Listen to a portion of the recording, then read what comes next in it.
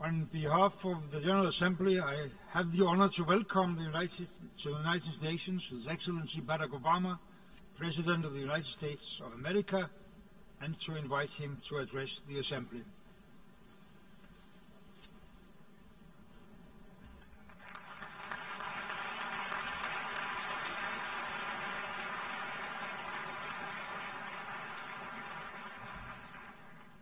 Mr. President, Mr. Secretary General, fellow delegates, ladies and gentlemen.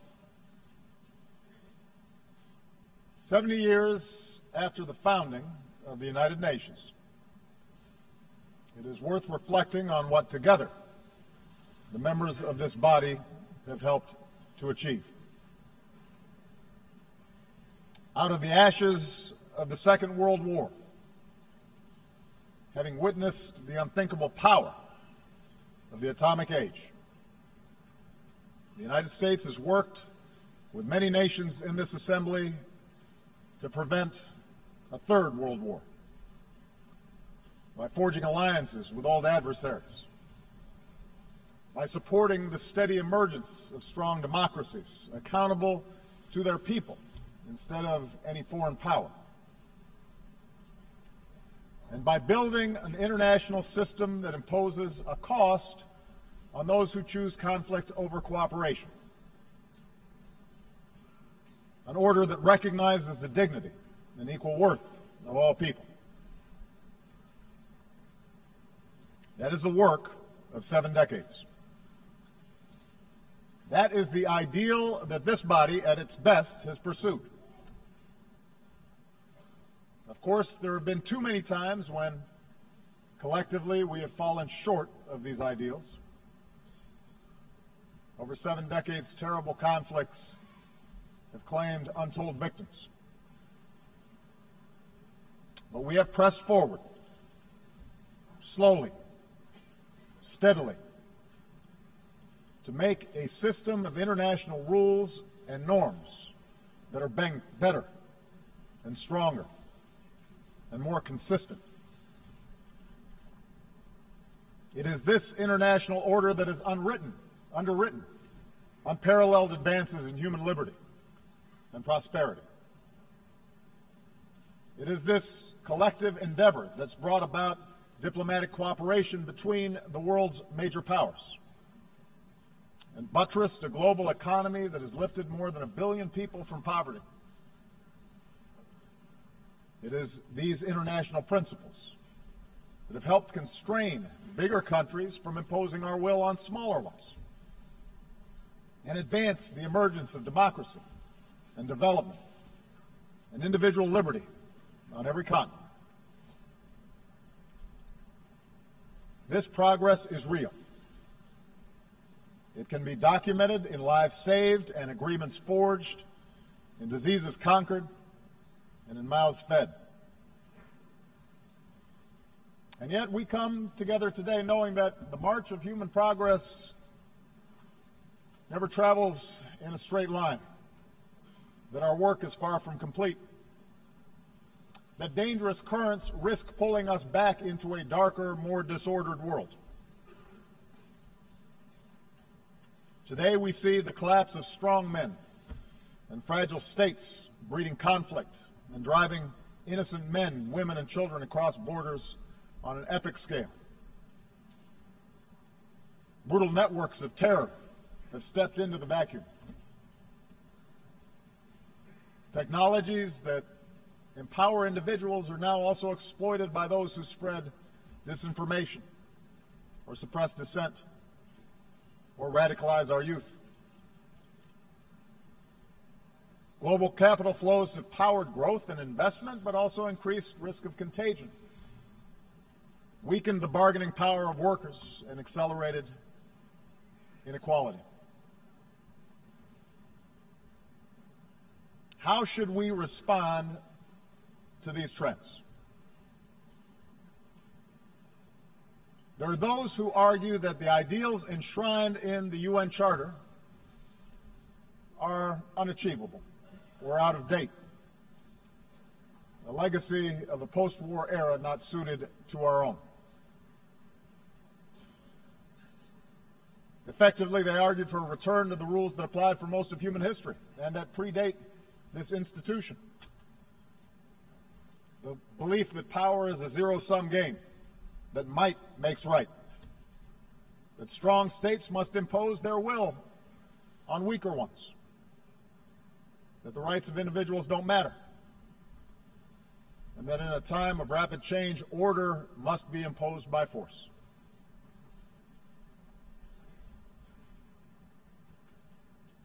On this basis, we see some major powers assert themselves in ways that contravene international law. We see an erosion of the democratic principles and human rights that are fundamental to this institution's mission. Information is strictly controlled, the space for civil society restricted. We're told that such retrenchment is required to beat back disorder, that it's the only way to stamp out terrorism or prevent foreign meddling. In accordance with this logic, we should support tyrants like Bashar al-Assad, who drops barrel bombs to massacre innocent children, because the alternative is surely worse.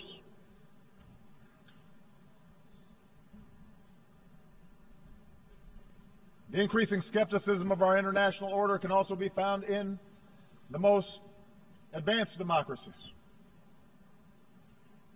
We see greater polarization, more frequent gridlock, movements on the far right and sometimes the left that insist on stopping the trade that binds our fates to other nations, calling for the building of walls to keep out immigrants.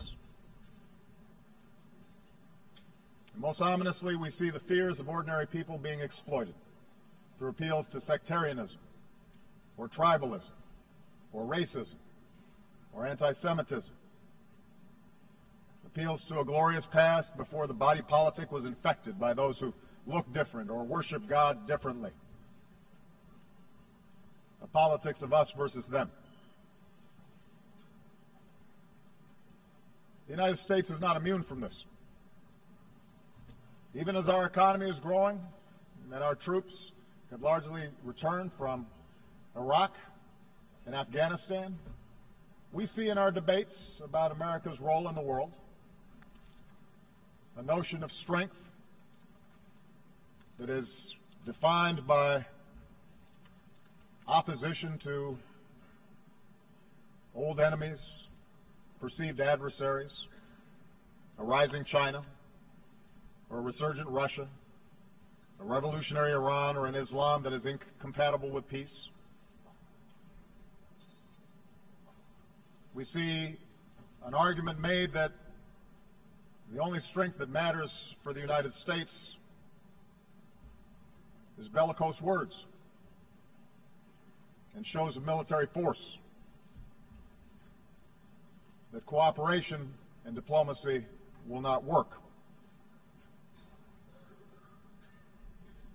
As President of the United States, I am mindful of the dangers that we face. They cross my desk every morning. I lead the strongest military that the world has ever known, and I will never hesitate to protect my country or our allies unilaterally and by force where necessary. But I stand before you today believing in my core that we, the nations of the world, cannot return to the old ways of conflict and coercion. We cannot look backwards. We live in an integrated world,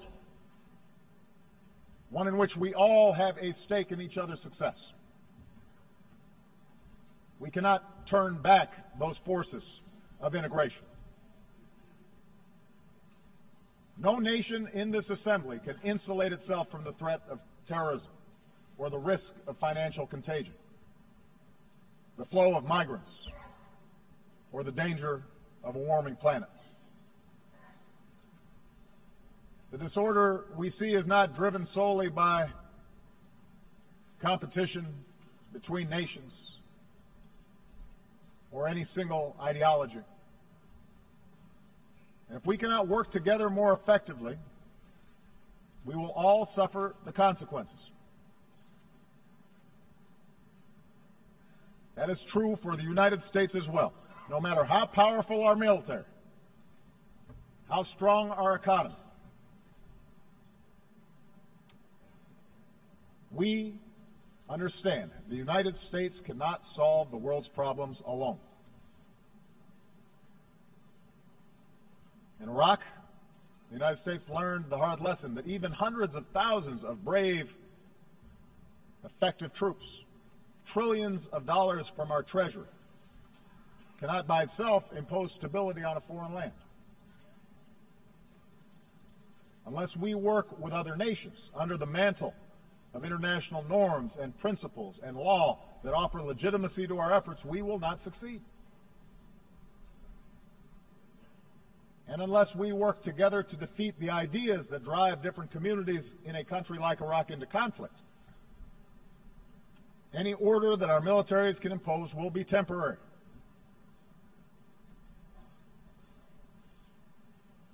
And just as force alone cannot impose order internationally, I believe in my core that repression cannot forge the social cohesion for nations to succeed. The history of the last 2 decades proves that in today's world, dictatorships are unstable. The strong men of today become the spark of revolution tomorrow. You can jail your opponents, but you can't imprison ideas. You can try to control access to information, but you cannot turn a lie into truth.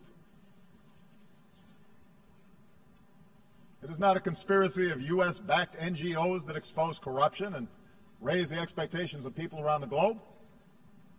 It's technology, social media, and the irreducible desire of people everywhere to make their own choices about how they are governed.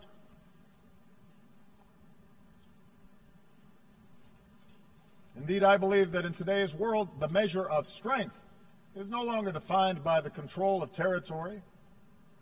Lasting prosperity does not come solely from the ability to access and extract raw materials.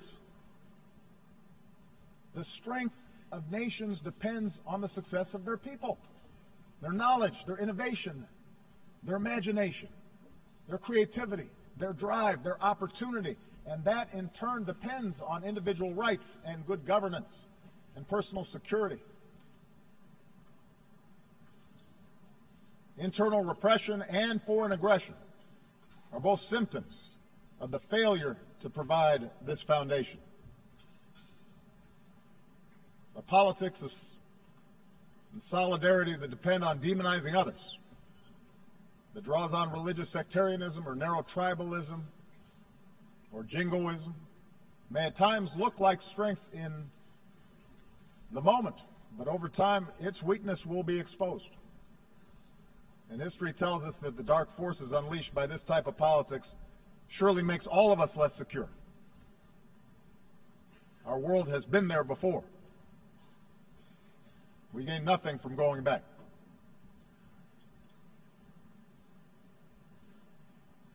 Instead, I believe that we must go forward in pursuit of our ideals, not abandon them at this critical time.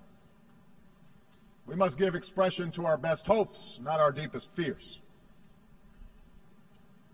This institution was founded because men and women who came before us had the foresight to know that our nations are more secure when we uphold basic laws and basic norms and pursue a path of cooperation over conflict. And strong nations, above all, have a responsibility to uphold this international order.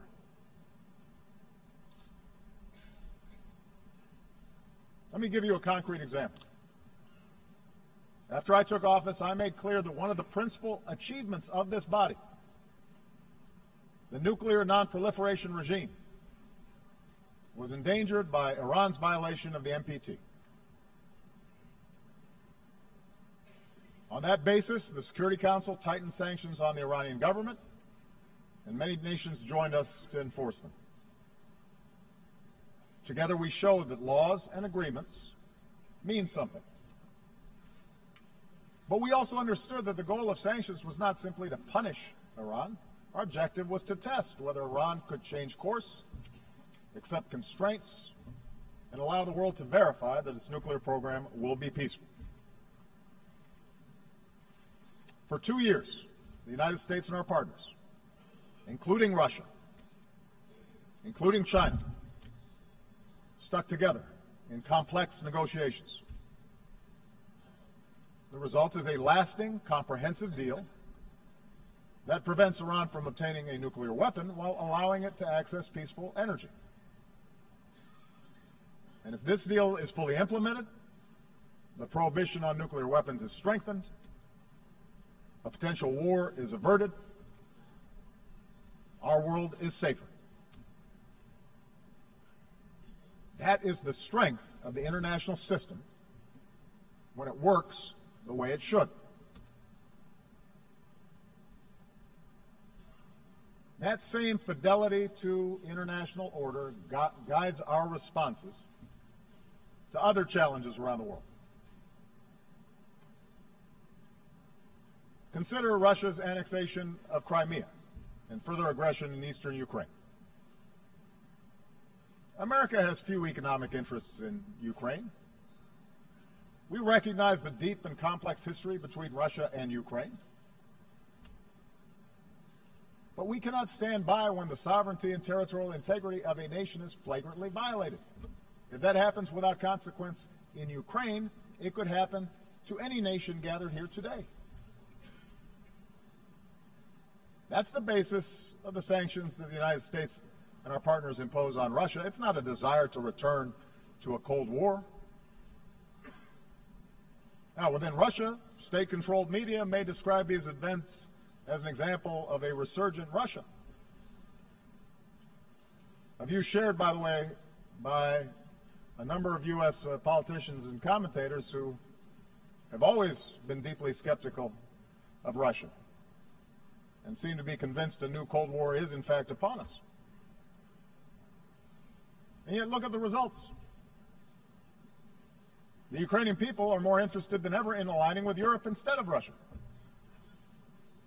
Sanctions have led to capital flight, a contracting economy, a fall in ruble, and the emigration of more educated Russians. Imagine if instead Russia had engaged in true diplomacy and worked with Ukraine and the international community to ensure its interests were protected. That would be better for Ukraine, but also better for Russia and better for the world, which is why we continue to press for this crisis to be resolved in a way that allows a sovereign and democratic Ukraine to determine its future and control its territory. Not because we want to isolate Russia, we don't, but because we want a strong Russia that's invested in working with us to strengthen the international system as a whole.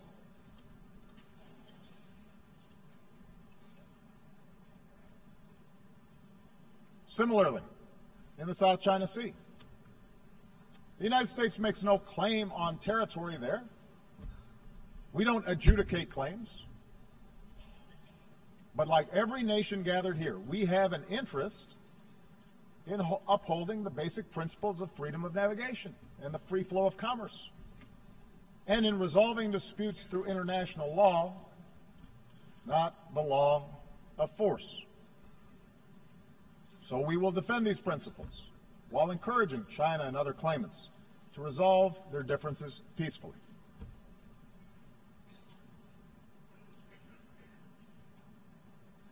I say this recognizing that diplomacy is hard,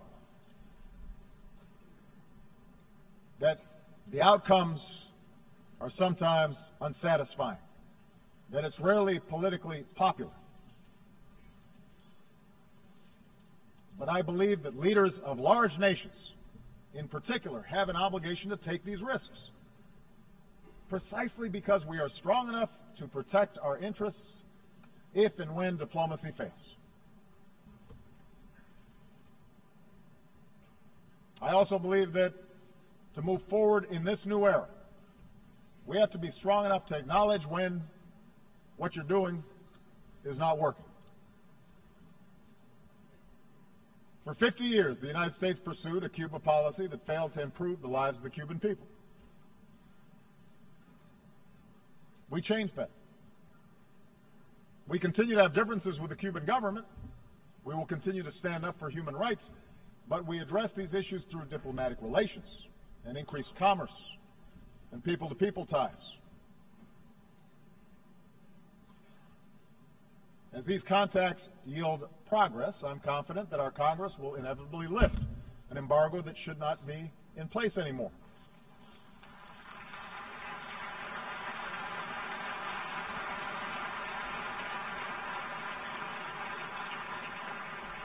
Change won't come overnight to Cuba, but I'm confident that openness, not coercion, will support the reforms and better the life the Cuban people deserve.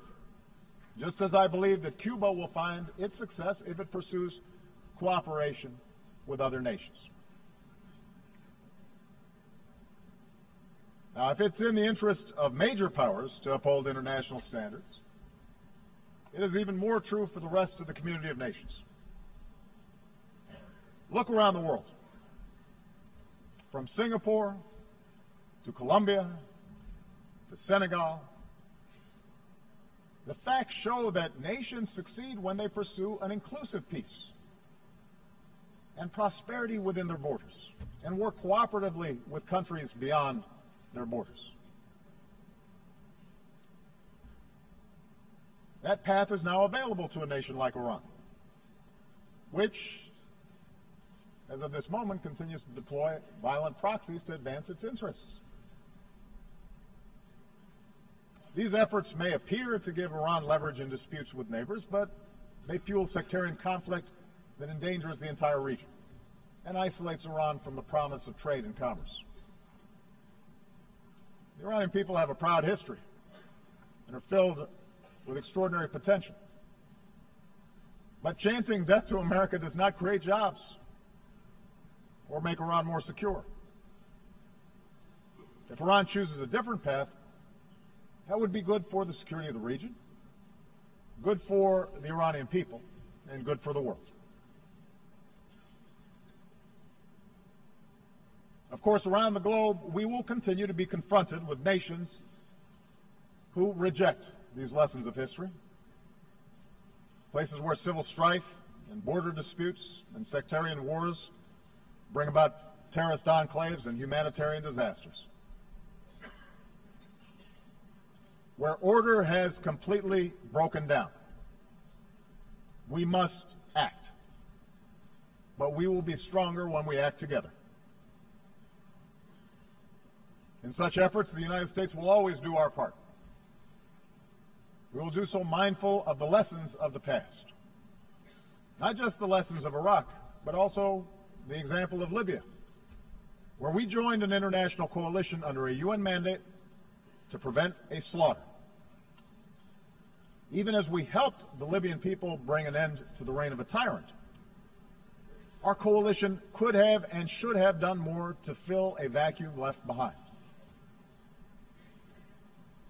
We're grateful to the United Nations for its efforts to forge a unity government. We will help any legitimate Libyan government as it works to bring the country together. But we also have to recognize that we must work more effectively in the future as an international community to build capacity for states that are in distress before they collapse. That's why we should celebrate the fact that later today, the United States will join with more than 50 countries to enlist new capabilities: infantry, intelligence, helicopters, hospitals, and tens of thousands of troops to strengthen United Nations peacekeeping.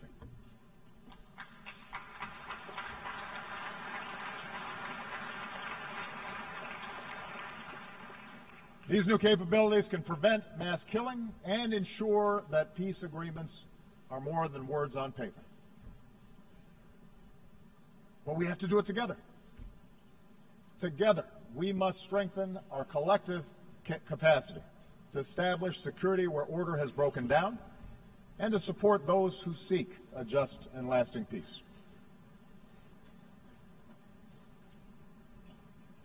Nowhere is our commitment to international order more tested than in Syria.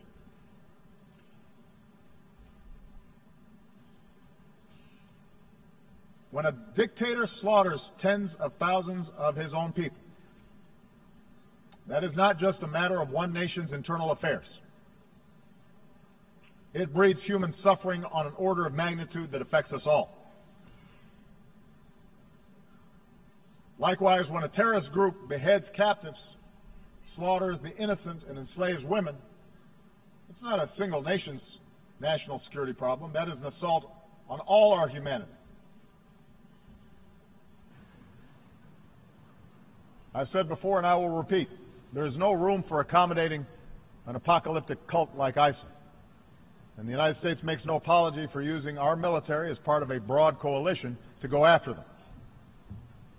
We do so with a determination to ensure that there will never be a safe haven for terrorists who carry out these crimes.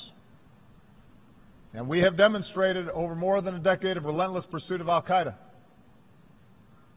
We will not be outlasted by extremists. But while military power is necessary, it is not sufficient to resolve the situation in Syria. Lasting stability can only take hold when the people of Syria forge an agreement to live together peacefully.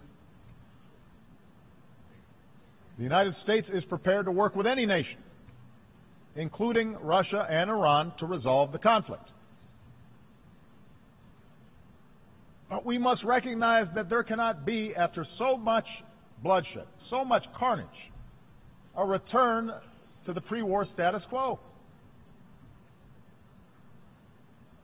Let's remember how this started. Assad reacted to peaceful protests by escalating repression and killing that in turn created the environment for the current strife. And so Assad and his allies can't simply pacify the broad majority of a population who've been brutalized by chemical weapons and indiscriminate bombing. Yes, realism dictates that compromise will be required to end the fighting and ultimately stamp out ISIL. But realism also requires a managed transition away from Assad and to a new leader, and an inclusive government that recognizes there must be an end to this chaos so that the Syrian people can begin to rebuild.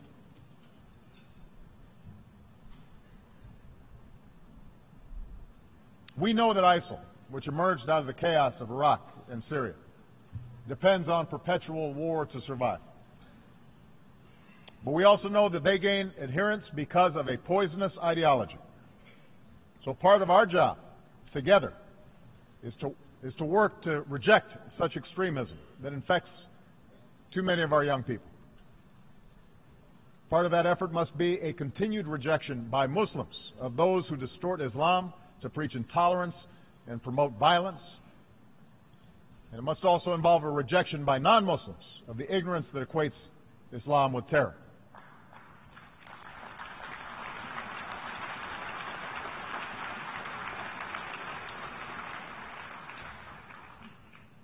This work will take time.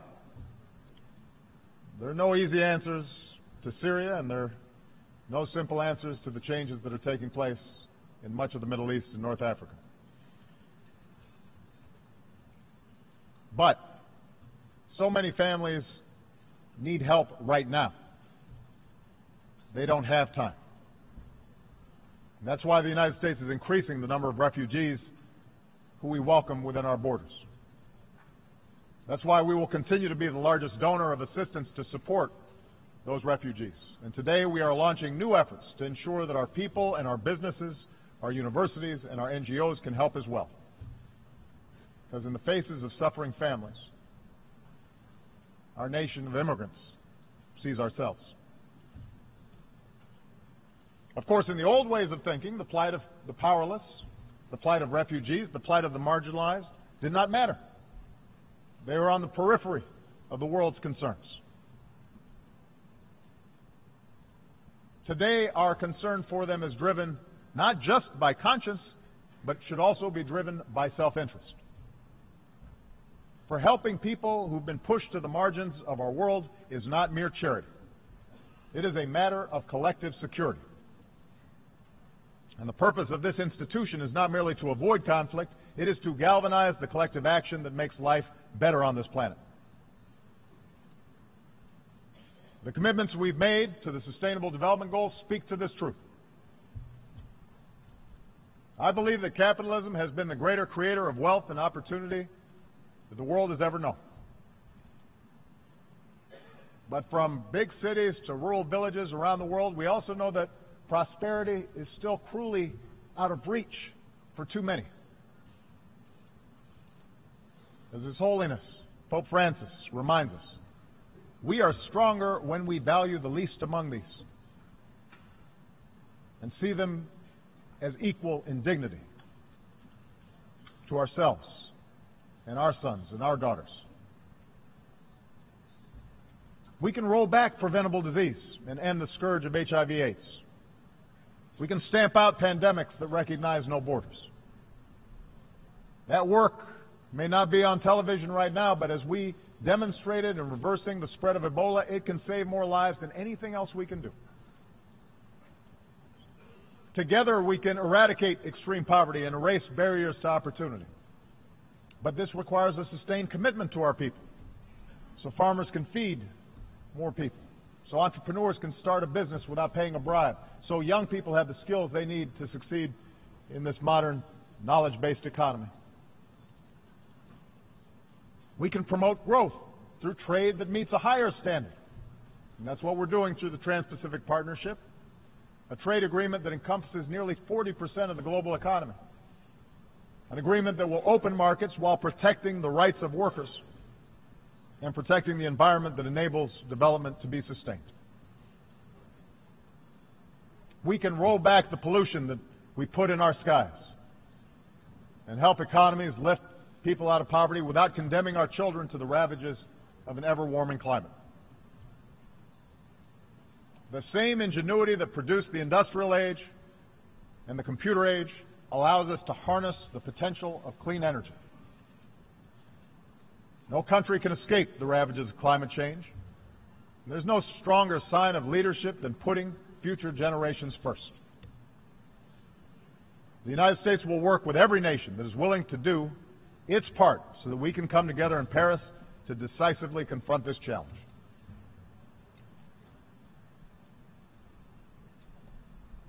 And finally, our vision for the future of this assembly, my belief in moving forward rather than backwards, requires us to defend the democratic principles that allow societies to succeed. Let me start from a simple premise. Catastrophes like what we are seeing in Syria do not take place in countries where there is genuine democracy and respect for the universal values this institution is supposed to defend.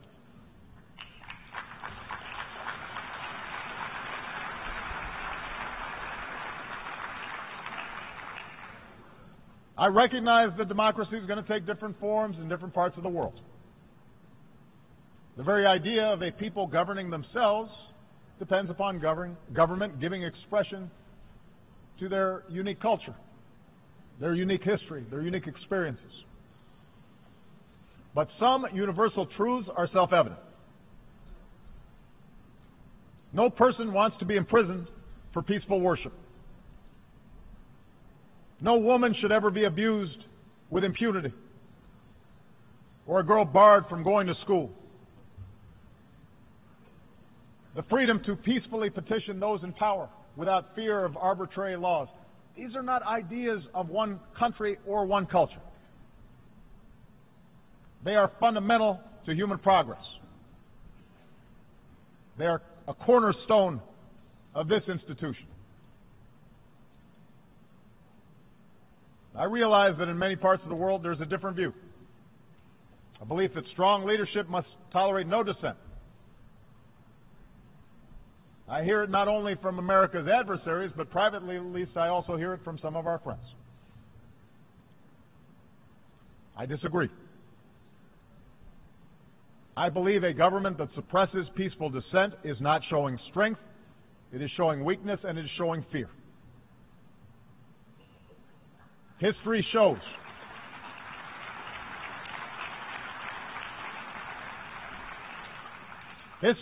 that regimes who fear their own people will eventually crumble.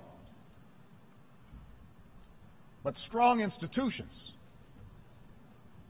built on the consent of the governed endure long after any one individual is gone. That's why our strongest leaders, from George Washington to Nelson Mandela, have elevated the importance of building strong democratic institutions over a thirst for perpetual power.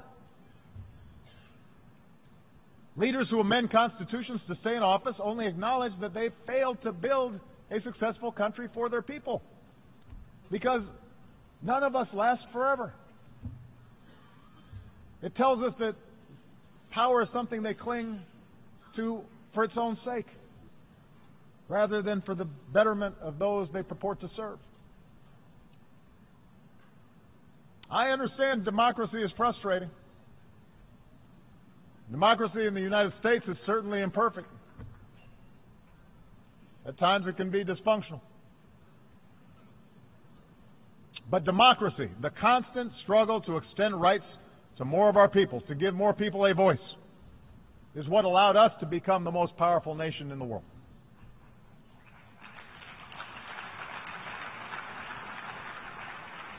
It's not simply a matter of principle. It's not an abstraction. Democracy, inclusive democracy, makes countries stronger. When opposition parties can seek power peacefully through the ballot, a country draws upon new ideas. When a free media can inform the public, corruption and abuse are exposed and can be rooted out. When civil society thrives, communities can solve problems that governments cannot necessarily solve alone. When immigrants are welcomed, countries are more productive and more vibrant. When girls can go to school and get a job and pursue unlimited opportunity, that's when a country realizes its full potential.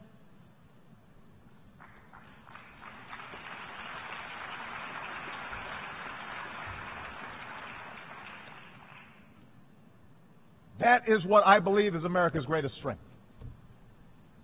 Not everybody in America agrees with me. That's part of democracy.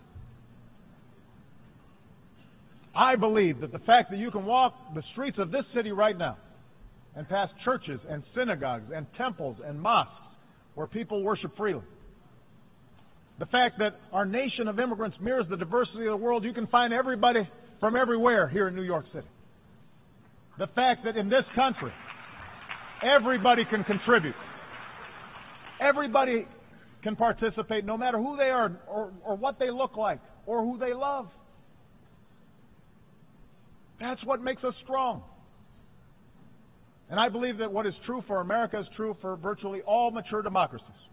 And that is no accident. We can be proud of our nations without defining ourselves in opposition to some other group. We can be patriotic without demonizing someone else. We can cherish our own identities, our religion, our ethnicity, our traditions, without putting others down. Our systems are premised on the notion that absolute power will corrupt, but that people, ordinary people, are fundamentally good, that they value family and friendship, faith, and the dignity of hard work, and that with appropriate checks and balances, governments can reflect this goodness. I believe that's the future we must seek together. To believe in the dignity of every individual. To believe we can bridge our differences and choose cooperation over conflict. That is not weakness, that is strength.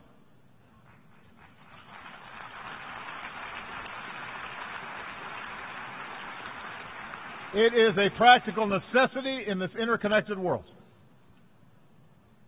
And our people understand this.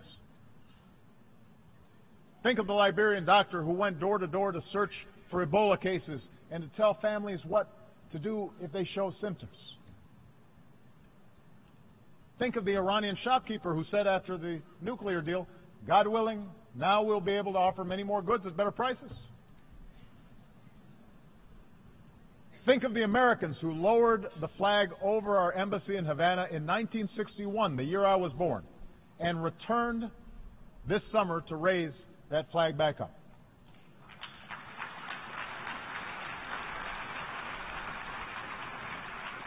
One of these men said of the Cuban people, we could do things for them and they could do things for us. We loved them.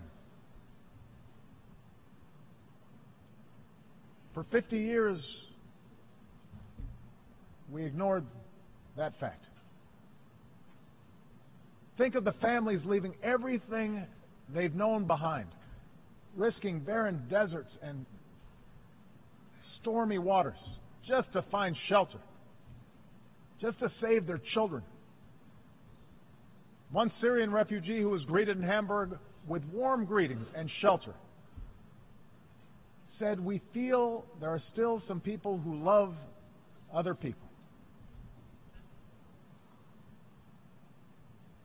The people of our United Nations are not as different as they are told. They can be made to fear. They can be taught to hate. But they can also respond to hope. History is littered with the failure of false prophets and fallen empires who believe that might always makes right. And that will continue to be the case. You can count on that. But we are called upon to offer a different type of leadership.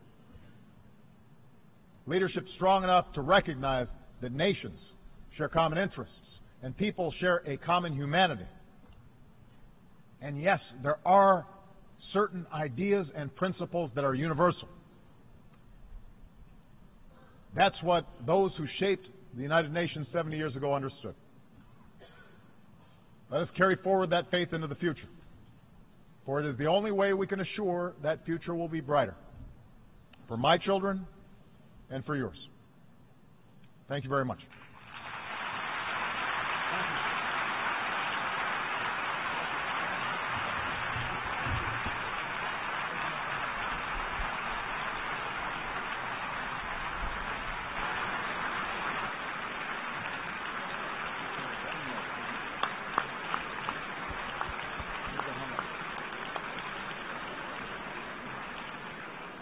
On behalf of the General Assembly, I wish to thank the President of the United States of America for his statement just made.